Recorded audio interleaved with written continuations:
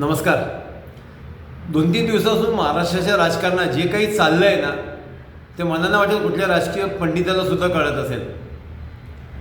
एकच पक्ष एकाच वेळेस 2-2, 3-3 पक्षांशी आघाडी करण्याविषयी बोलतो. इथं जर आमचं फिसकटलं तर आम्ही तिथं बोलू.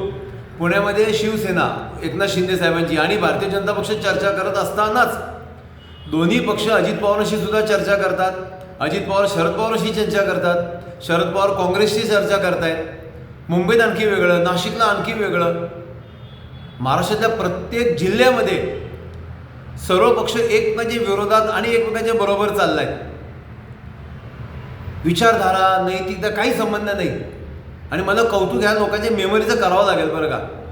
ह्यांना रोज सगळं उठून आठवण ठेवावी लागेल. आपल्या शहरामध्ये आपण विरोधक आहोत, जिल्ह्यामध्ये आपण मित्र आहोत, राज्यात आपण पुन्हा विरोधात आहोत, केंद्रात आपण समर्थक आहोत, मंत्रिमंडळात विरोधक असलं तरीसुद्धा समर्थक आहोत, देण्याघेण्यामध्ये आपण एकत्र आहोत, वाटणीमध्ये आपण एकत्र आहोत, बाहेर जाऊन आपल्याला विरोध करायचा आहे. कसं आहे जेवढं लक्षात राहतं.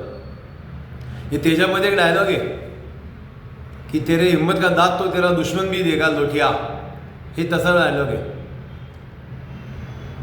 काय लोकांची हिंमत आहे, काय डेअरिंग आहे लोकांची, काय मतदारांना गृहीत धरले.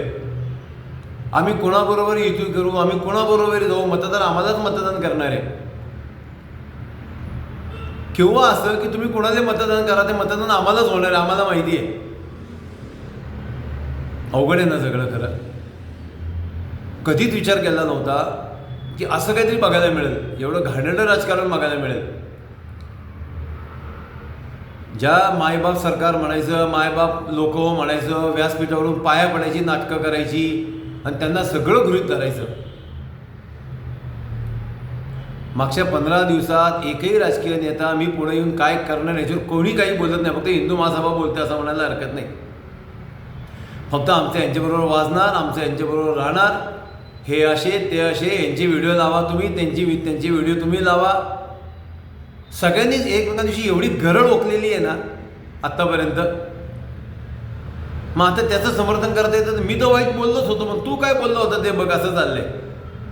मतदाराचा फुकटचा टाइमपास होणार आहे, करमणूक होणार आहे. पण दुर्दैव हे की तुम्हाला गृहीत धरलं जात आहे. हिंदू महासभा पुणे, नाशिक, कोल्हापूर उमेदवार उभं करत आहे. काही चांगल्या उमेदवारांना पाठिंबा सुद्धा देऊ त्यांनी मागितला तर, आमचे विचार मान्य असतील तर. आम्ही असं नाही म्हणणार की आम्ही चमत्कार घडवणार आहोत, पण आम्ही हिंदू महासभा 2026च्या निवडणुकीमध्ये होता हे जाणवेल तुम्हाला, लोकांना जाणवेल, राजकीय पक्षांना जाणवेल. येणाऱ्या काही काळामध्ये आम्ही त्यांची विचारसरणी बदलायला लावू, त्यांना जनतेच्या प्रश्नावर बोलण्याला भाग पाडू. फक्त साथ तुमची हवी आहे. हिंदू महासभेबरोबर राहा. नमस्कार.